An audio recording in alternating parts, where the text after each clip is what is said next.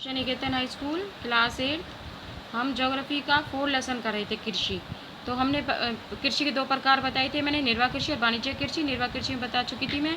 आज करेंगे वाणिज्य कृषि। वाणिज्य कृषि जो कि बाजार के लिए तैयार की जाती है।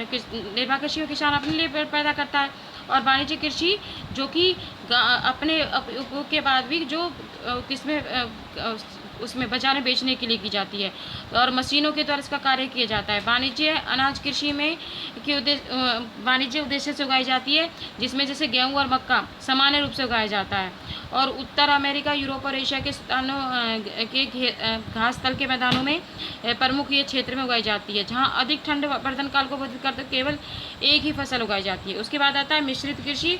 मिश्रित कृषि में होता है कि भूमि का उपयोग भोजन व चारे की फसल उगाने के पशुपालन के लिए भी किया जाता है। जैसे होता है ना कि आपके गेहूं और जो आपके पदार्थ होते हैं, खाद्य पदार्थ, उनके उगाने के बाद भी जो घास उसके लिए पशुओं के उसके लिए चारे के लिए जो उगाई जाती है, उसे कहते हैं मिश्रित कृषि। यानी कि अपने लिए भी किसान होता है और उसके लिए भी, पशुओं के लिए भी।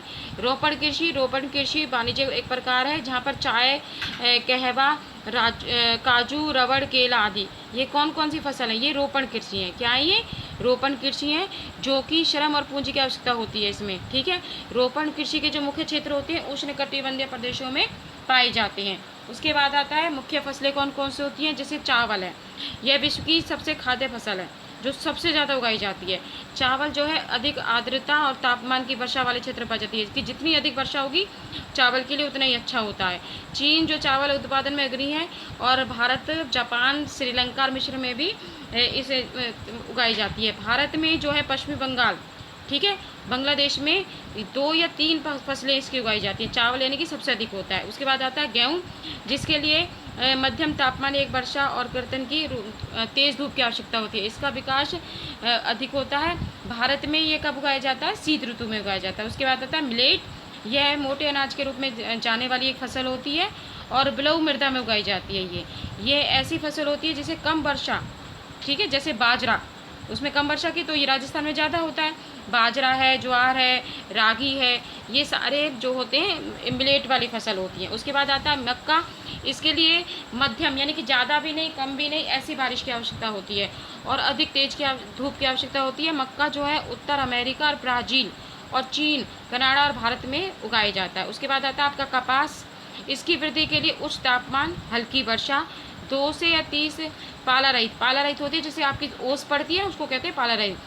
दिन और तेज चमकीली धूप की आवश्यकता होती है। काली मिट्टी जो होती है उसमें उगाई जाती है कपास। कपास से क्या बनता है? कपास से आपके वस्त्र बनते हैं जो होती हैं।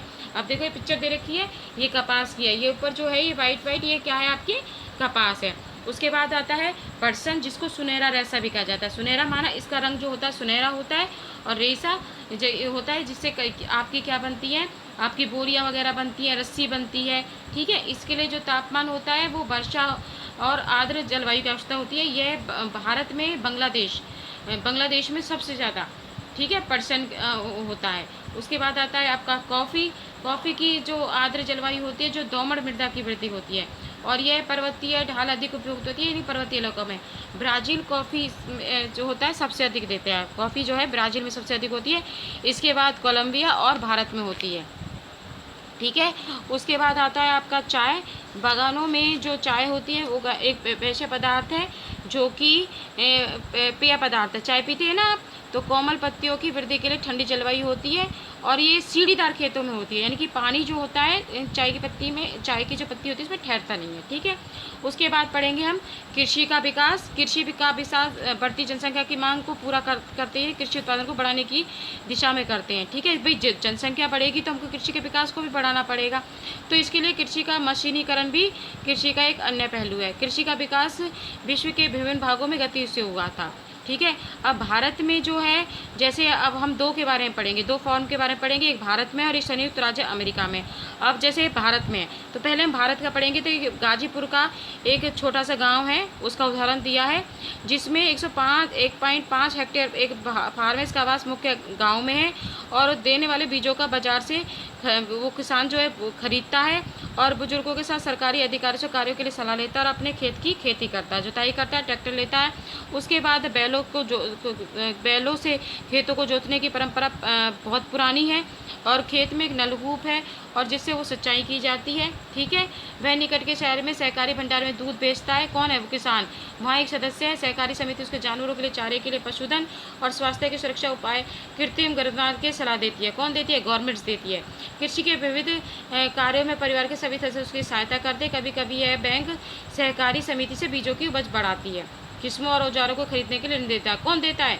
बैंक देता है, सारे ऋण देता है। उसके बाद पढ़ेंगे हम संयुक्त राज्य अमेरिका। संयुक्त राज्य अमेरिका में एक फॉर्म का औसत भारतीय फॉर्म की तुलना से बहुत बड़ा होता है, यानी कि भारत में जितने छोटे होते हैं उससे ही दुगने बड़े होते हैं जो इसके खेत जो होते हैं। जैसे यहाँ पर था हमारा 1.5 हेक्टेयर का और यहाँ पर होता है 250 हेक्टेयर होता है।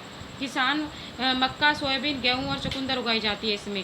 ठीक है, संयुक्त राज्य अमेरिका में मध्य एशिया में 300 हेक्टेयर भूमि है। वह अपने खेत में मक्का उगाता है किसान और मृदा और जल संसाधन जैसी करता है। ठीक है, समय समय पर मृदा के नमूनों का मृदा परीक्षण प्रयोगशाला की जांच के लिए भेजता है, यानी कि अपनी फसलों को जांच के लिए भेजता है। देखो किस तरह से इतना बड़ा पेट होता है, वो खेत होता है कि भाई आसानी से छिड़काव नहीं कर सकता, तो इस तरह हवाई जहाज के द्वारा ये देखो कीटनाशक दवाइयाँ छिड़की जा रही हैं, क्योंकि खेतों की जो लंबाई और चौड़ाई जो होती है भारतीय गांवों से ज़्यादा अधिक होती है।